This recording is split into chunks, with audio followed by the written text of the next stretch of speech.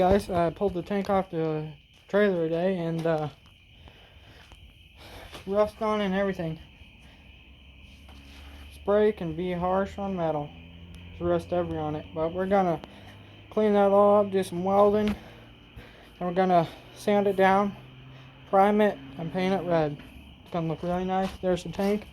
Did find another crack fitting on the tank, so I'm probably gonna build a little box because those fittings keep getting broken off. But that one felt brittle, so I don't know. But talk to Film Coma and see what they say about the situation. But hit that subscribe button, like, share this, and leave a comment on what you think about this restoration of this little spray trailer, which I'm planning on pulling it with my lawn tractor once the motor comes in and get that going. But till then, it'll probably be pulled by quads. But as always, guys, thanks for watching. Catch you on the next one.